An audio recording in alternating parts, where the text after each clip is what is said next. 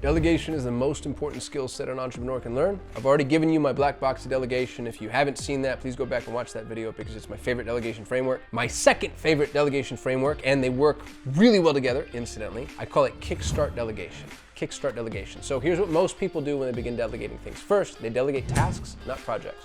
This is massively flawed for a bunch of reasons that I talk about in the other video. When they start delegating projects, what they try to do is delegate to completion every time. This is a massively flawed model because it doesn't allow for iteration, mistakes, adjustments, etc.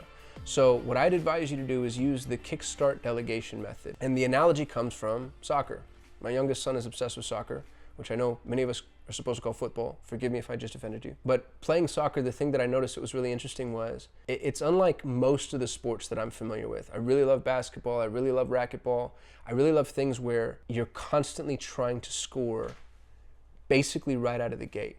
So for me, it was an unusual paradigm shift when I started trying to coach him to the best of my abilities on how to play soccer. And what's interesting about soccer is for 95% of the distance traveled, you're not trying to score. You're just trying to get the ball to the other end of the field. And you're not even trying to necessarily get the ball towards the net. As often as not, it's more effective to get the ball off to the periphery, and then whoever's on the periphery can kick it towards the net and somebody else kicks it in, which is the perfect analogy for delegation. You're not trying to score. So when you're delegating something, don't put yourself in a position where this is going to be a slam dunk. You're just kicking the ball down the field. And in kicking the ball down the field, you're acknowledging the fact and the idea that we're not going to finish this entire project, but we're going to finish enough of it that it allows us to move forward in process. This is really helpful and important too for those of you that are sitting there at your desk with a long list of crap that you're never going to get to, that you don't feel is delegatable. I would challenge you on that. Even on the most personal things, like book writing, for instance. I'm writing a book right now on hiring. And nobody can write my book. I'm the only one that can write my book because that's the way that I want it. But I can still delegate most of the process behind writing the book. I can delegate, for instance, I could ask my EA, hey, do me a favor and go write it, or go read every single book on hiring right now and distill all the major bullet points from a table of content perspective across each of the most popular books, just so I can see how they broke down their content and their framing.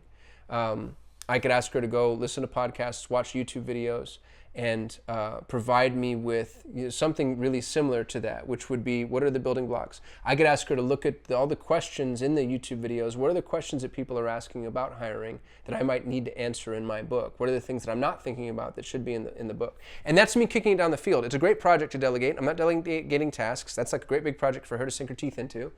And my book isn't done by the end of it, but I've kicked the ball down. Because the minute I sit down and I see all these questions, or I see everybody else's table of contents, I can say, well, disagree with that, don't like that, gonna change that, that's brilliant, never thought of that, and now I get to build my own.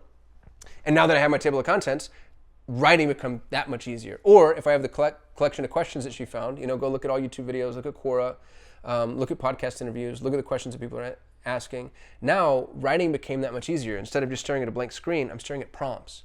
And those prompts become catalytic, right? It's Pavlovian. It's prompt response. But I haven't scored. So the kickstart method of delegation has you do the very first, I think it's Dan Martell that calls it the lead domino. Just do the first thing and delegate the very first thing, and then they come back and then have them do the second thing, which if you're assuming the proper paradigm also just became the first thing because you moved down the field. So you're always just doing the next most viable thing. If and when you combine this with the black box of delegation, you will become an efficiency machine. The things that you're capable of doing and building. There's a reason that there are people out there in the world that, if you ever, I'm obsessed with Elon Musk. I think he's one of the smartest people that's ever lived. And he's done, to quote Jordan Peterson, 5 impossible things. He's done 5 impossible things, probably more than that by now. The only reason somebody like that is empowered to do that is because he operates through people. So the better you are, the better you get at functioning through other humans, the more effective you're going to be. And this is the way to do that, by the way. Because the minute you start managing tasks or trying to score right out of the gate, you're now better off, to be frank, just doing the work yourself. So if you don't want to have to do the work yourself, 1, learn to just kick the ball down the field, the kickstart method. 2, if you haven't watched the black box of delegation, to go watch it, because you want to delegate something that requires 0 intervention from you. And you want to cultivate the people that are capable of both of these things. So the thing that I'll leave you with is, it's not going to work right out of the gate. When you're learning to delegate, it's like anything else. You're going to fail, and you're going to fail a lot. And you can decide, oh, delegation doesn't work, I'm going to go back to doing everything myself, which means that you'll never grow a business. Or you can choose to fail forward, and you can get a little better every time, and you can iterate every time and realize, like, oh, okay, this is the mistake I make, this is how I'm going to improve. Maybe this person isn't the right person to delegate this particular project to. I'm going to move this over here. Do me a favor, don't give up. Don't give up on yourself. Don't give up on the people you're delegating to. As often as not, the failure in delegation is just your inability to have hard conversations. But if you can get over that hump and that barrier, which I think all of us feel, it'll put you in a position to really be able to maximize the value of, the human capital that you have available to you.